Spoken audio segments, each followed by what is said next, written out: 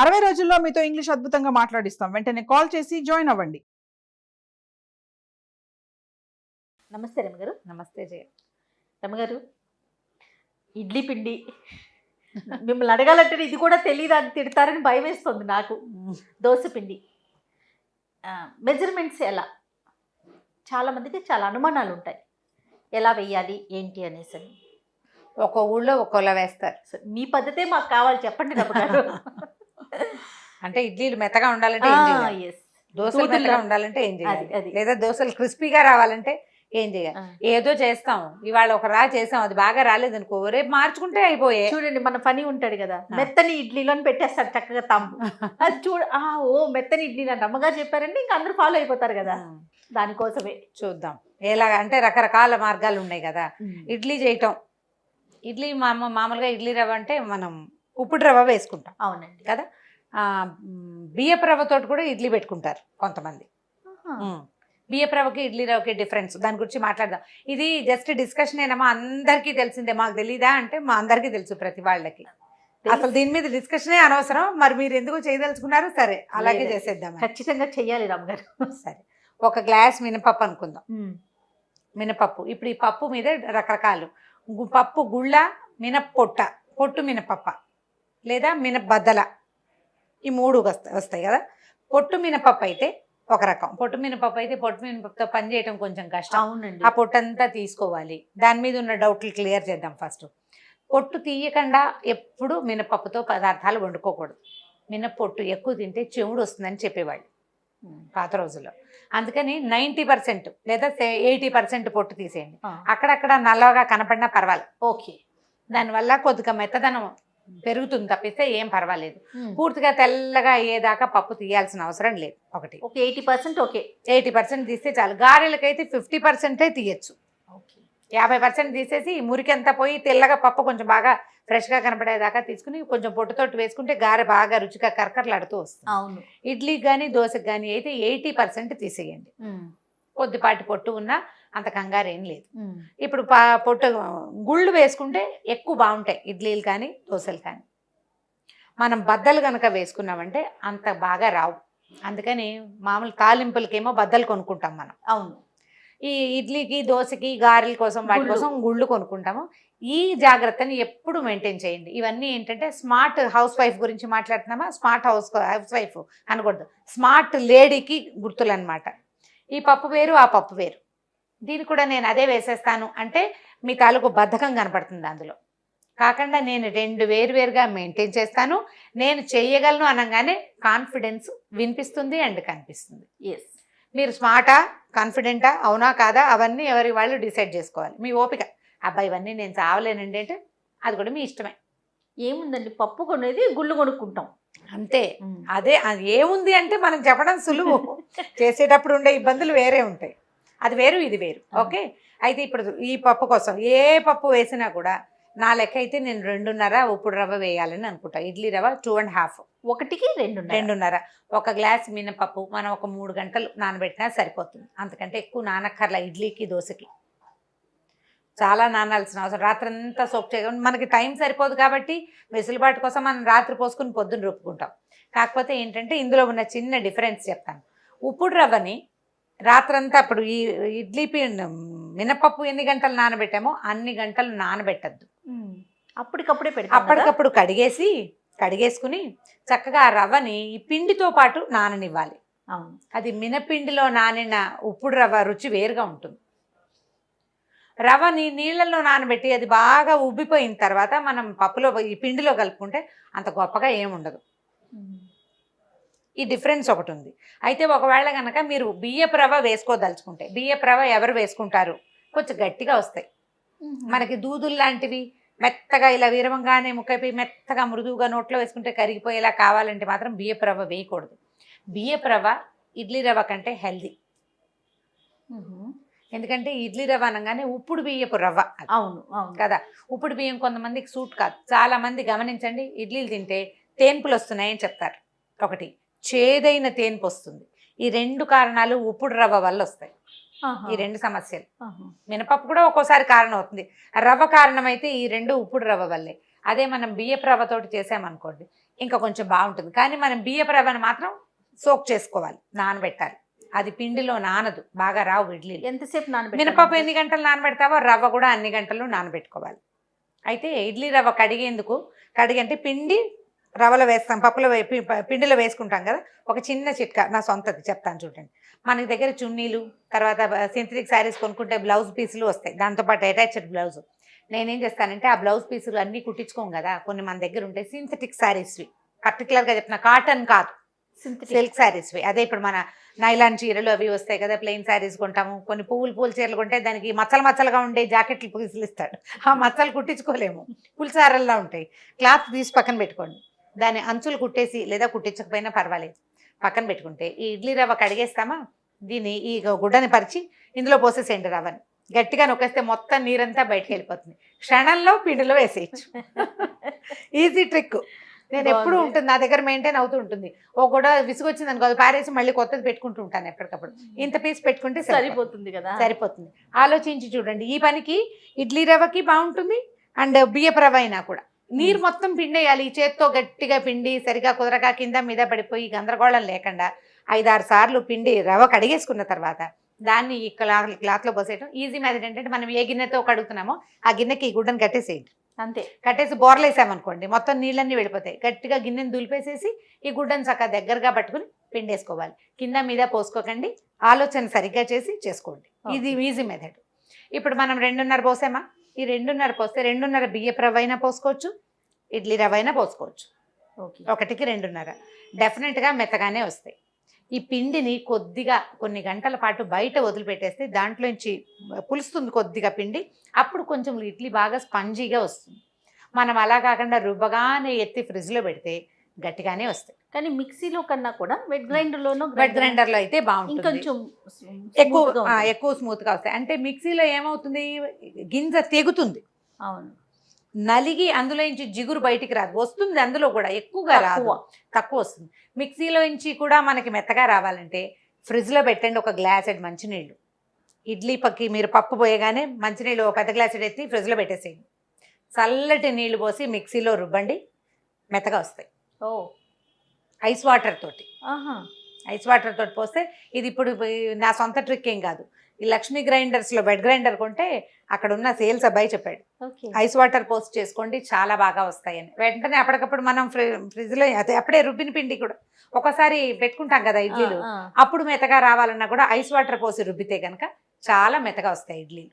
అయితే మేము ఎలా ఫాలో అవుతామంటే, మీరు చెప్పిన మెథడే మార్నింగ్ వేసేసుకుంటాం. 1 గ్లాసు పప్పు, 2 గ్లాసుల రవ్వను అప్పుడు నానబెట్టాం. పప్పు మాత్రం ఉదయం ఒక 9 గంటలకు నానబెడదాం అనుకున్నాం రమ్మగారు, సాయంత్రం 7ంటికి రుబ్బుతాం. రుబ్బునే ఒక ½ అన్ అవర్ ముందు రవ్వను నానబెట్టుకుంటాం. రవ్వను పిసికి పిండేసి మనము పిండిలో కలిపేసి ఉప్పేసి కలిపి ఆ నైట్ అంతా బయటే ఉంచుతాం రమ్మగారు. నెక్స్ట్ డే మార్నింగ్ వేసుకుంటాం.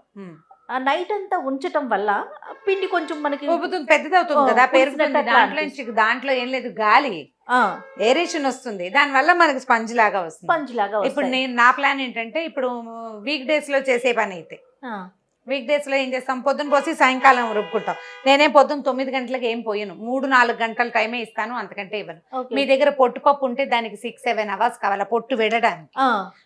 గుళ్ళకి లేదా విడిపప్పుకి అన్ని గంటల టైం అక్కర్లేదు, అన్ని గంటల సమయం అక్కర్లేదు, 3-4 అవర్స్ మాక్సిమం. చిన్నప్పుడు అమ్మ ఇనుపది మన ఇది ఉంటుంది, దాని అట్లకర వేసేవాళ్ళు రమ్మగారు, పులవడానికే తొందరగా. అదంటే పప్పు నానడానికి, పప్పు స్పీడ్ గా నానడానికి ఇనుప వస్తువు ఏదైనా వేస్తే తొందరగా నానిపోతుంది. ఇప్పుడు ఇది ఇడ్లీ పిండి, దోశ పిండికి చూద్దాం. తమిళనాడు ఆ వైపు, మన కొంచెం చిత్తూరు ఆ వైపు కూడా దోశ పిండి ఇడ్లీ పిండి సేమ్ బ్యాటర్ తోటి చేస్తారు. అవునండి, ఎందుకంటే వాళ్ళు పచ్చి బియ్యము ఉప్పుడు బియ్యము కలిపి రుబ్బుకుంటారు. కాస్త గట్టిగా ఉన్న పిండేమో ఉన్నంతసేపు ఏమో ఇడ్లీ పెట్టుకోవటము, పలచగా చేసుకుని దాన్నే దోశగా వేసుకుంటారు. ఆ ఇడ్లీ రుచికి మన రవ్వ ఇడ్లీ రుచికి డిఫరెన్స్ ఉంటుంది, చాలా ఉంటుందండి, చాలా చాలా. అదేదో సాగుతున్న ఫీలింగ్ వస్తుంది. ఫస్ట్ డేవే బాగుంటుంది, 2వ రోజు నుంచి అవేం పెద్ద గొప్పగా అనిపించదు. మరి అంటే మనకి ఇది అలవాటయ్యో ఏమో, వాళ్ళంతా బాగానే తింటారు అక్కడ. వాళ్ళు 2 రకాల పనులు చేయకుండా, 2 డబ్బాలు ఫ్రిడ్జ్లో పెట్టకుండా 1 డబ్బాతోటే సరిపోతుంది. అదొక ప్లాన్. నేనేం పెద్దగా నాకు దాని మీద ఆసక్తి లేదు, నాకు నచ్చలేదు కూడా. మనం దోశలు చేసుకోవాలంటే అట్లు పోసుకునే వాళ్ళని చిన్నప్పుడు, 1కి 3 అదే లెక్క అంతే. ఇంకే 3 పోస్తారా? 3 పోస్తాం మేము, 3 పోస్తాను. 3 పోస్తే నీకు బాగా క్రిస్ప్గా వస్తాయి. ఈ 3 ప్రతిసారి రకాలు మార్చుకుంటూ ఉంటాం. మినపప్పు బియ్యం 1 గ్లాస్ మినపప్పు 3 గ్లాసులు బియ్యం ఎట్ ఏ టైం నానబెడతాం అనుకోండి.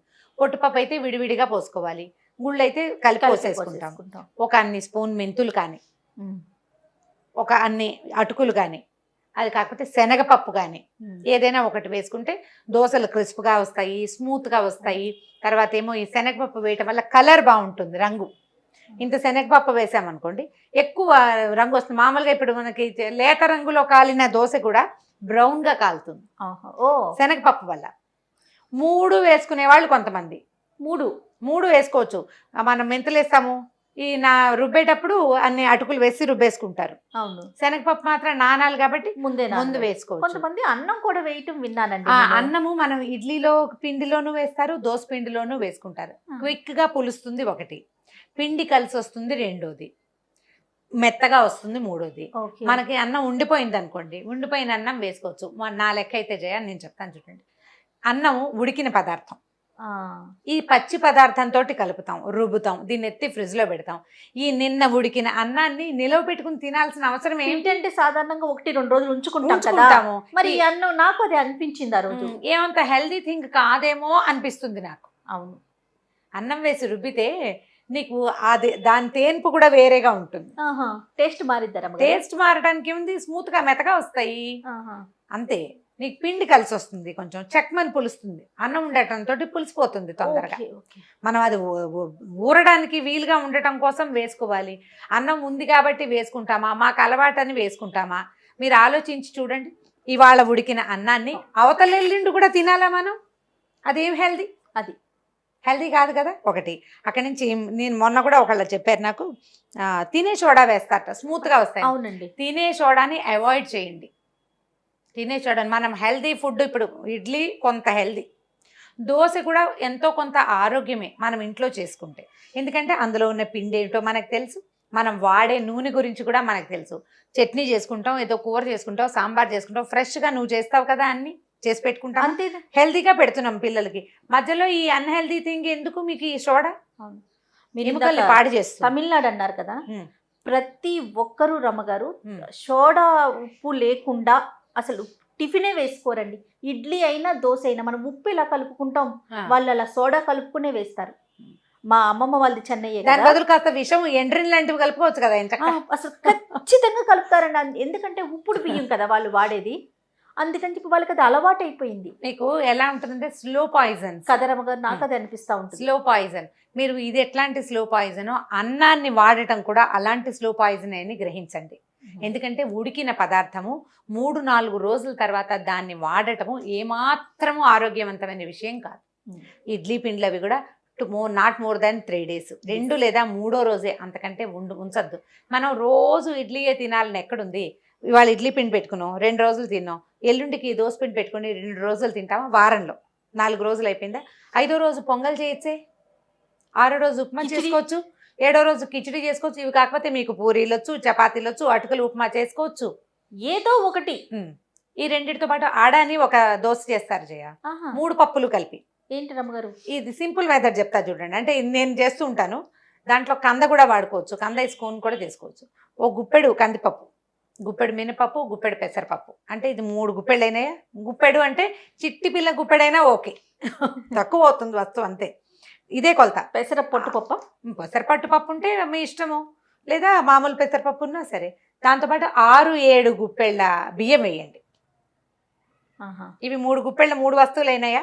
6-7 గుప్పెళ్ళ బియ్యం. ఈ బియ్యంతో పాటే ఏం చేస్తారంటే అంత జీలకర్ర, ఇన్ని మెంతులు అంత జీలకర్ర, ఇవి వేసిన తర్వాత ఒక 5-6 ఎండుమిరపకాయలు వేసేయండి. అందులో శుభ్రంగా కడిగేసుకోండి, పప్పుల్ని నీట్గా బాగా కడగండి. కడిగేసి మంచినీళ్ళు పోసి, ఎండుమిరపకాయలు ముందు ఒకసారి పంపు కింద కడిగేయటం, అవి ఎత్తి ఈ నీళ్ళల్లో వేయటం, చక్కగా మూత పెట్టండి. ఒక 3-4 గంటలు నాననివ్వండి. మొత్తం కలిపి రుబ్బేసుకోండి. అసలు ఇడ్లీ ఆ పిండి చూడడానికే భలే కలర్ఫుల్గా అందంగా ఉంటుంది, బాగుంటుంది. దీంట్లో కాస్త కరివేపాకు వేసి రుబ్బేయండి. పిల్లలతో కరివేపాకులు తినిపించే మార్గం, రుబ్బేస్తే కనపడదు కదా, కలిసిపోతుంది, చక్కగా కలర్ఫుల్గా ఉంటుంది. దీన్ని అట్టులాగా వేసుకోండి, దోశలాగా. పల్చగా చేసినా వస్తుంది, ఎందుకంటే బియ్యం ఉన్నాయి కదా, పల్చగా చేసినా వస్తుంది. అన్నంతో తింటాం మేము, సాంబార్తో చేసుకోవచ్చు. దీంట్లోకి ఏదైనా కొబ్బరి చట్నీ చేసుకుని నలుచుకుని తినేయచ్చు. పిల్లలకి కొత్త తరహా దోశని చూపించవచ్చు. అందులోనే ఉప్పు కారం ఉంటాయి కాబట్టి పెద్దగా పచ్చళ్ళు లేకపోయినా కూడా బాగానే ఉంటాయి. చిన్న నిమ్మకాయ కారం లాంటివి ఏవైనా పల్చటివి చిన్న పచ్చళ్ళు దీనికి అనుపానంగా వాడుకోవచ్చు. ఈ మామూలు రెగ్యులర్ దోశతో పాటు వారంలో ఒక్కసారి అడ కూడా చేసుకోవచ్చు. ఎక్కువ గ్లాసులు గరిటెలు లెక్క చెప్పట్లా, అందుకే గుప్పెడేసామనుకోండి ఇంత చిన్న గిన్నెడు పిండి అవుతుంది అంతే. నానాలా ఇది మామూలుగా మన ఇడ్లీ దోశ 4 hours లాగానే? కొద్దిగా నాన్నిస్తే ఇంకా బాగుంటుంది. కమ్మగా ఉన్నా బాగుంటుంది. కొద్దిగా ఒక 2-3 గంటలు వదిలేసి ఇప్పుడు సాయంకాలం రుబ్బామనుకో రాత్రి టిఫిన్కి బాగుంటుంది. లేదా రాత్రి రుబ్బామనుకో ఫ్రిడ్జ్లో పెట్టిన పొద్దున్న లేవగానే ఎత్తి బయట పెట్టేసుకోండి. ఎత్తి బయట పెట్టుకోండి. అప్పుడు 2-3 గంటలు బయట ఉంటుంది. ఆ చిన్నది సరిపోతుంది. ఇది బాగా అంటే పులిసిపోతే అంత గొప్పగా ఏముండదు, కానీ కొంచెం కమ్మటి రుచి చాలా బాగుంటుంది. సాంబార్లో వాటిలలో నలుచుకోవడానికి మందంగా దోశలు వేసుకోవటం. దోశ మందంగా వేస్తాం, చిన్న చిన్న ముక్కలుగా కట్ చేసి ఓ ప్లేట్లో వేసి పక్కన కంచం పక్కన పెట్టుకుంటే పులుసన్నంలో నలుచుకోవడానికి కూడా ఎక్సలెంట్గా ఉంటుంది. అడ అంటారు. పప్పుల దోశ మరి తమిళనాడుదో లేకపోతే ఇంకా కర్ణాటకదో తెలియదు, కానీ మేము అప్పుడప్పుడు చేస్తుంటాం. దీంట్లోకి చిన్న కంద ముక్క యాడ్ చేసుకోవచ్చు. పప్పులోనేనా? గ్రైండ్ చేసేయటమే. మనం కంద దోశలు చేస్తాం. అవును, కంద దోశ చేసుకున్నాం, పెసరపప్పుతో చేస్తాం కదా. ఇందులోకి ఇంత చిన్న కంద ముక్కను వేసేసి రుబ్బేసేయండి. నున్నగా రుబ్బేయచ్చు. నున్నగా రుబ్బినా మీకు చాలా రుచిగా వస్తుంది. కొద్దిగా కసకసగా ఉంచుకుంటారు కొంతమంది, అలాగైనా ఓకే, కానీ నున్నగా ఉంటే నాకు నచ్చుతుంది, నాకు బాగుంది అనిపిస్తుంది. అంచులు అవి బాగా కాలుతాయి, నీట్గా వస్తుంది. దోశ పెద్దగా విశాలంగా వస్తుంది, బాగా రుచిగా ఉంటుంది. అన్ని పప్పులు కలిపి చేసాం కదా, హెల్దీ పిల్లలకి హెల్దీ థింగ్. ఒక్కసారి వారంలో 10 రోజులకి ఒక్కసారి అడ, ఒక రోజు టిఫిన్. కొంచెం కొత్తది పిల్లలకైతే టమాటా సాసు, టమాటా పచ్చడి లేదా ఖర్జూరాలు అవి వేసిన స్వీట్ చట్నీ చేసుకుంటాము. ఖర్జూరాలు, చింతపండు, బెల్లం ఈ 3 కలిపి చేసిన స్వీట్ చట్నీ తోటి కూడా ఇది నలుచుకోవడానికి ఇవ్వచ్చు. ఇది ఈ దోశల్లోకి. తర్వాత పుదీనా చట్నీ వేసుకోవచ్చు.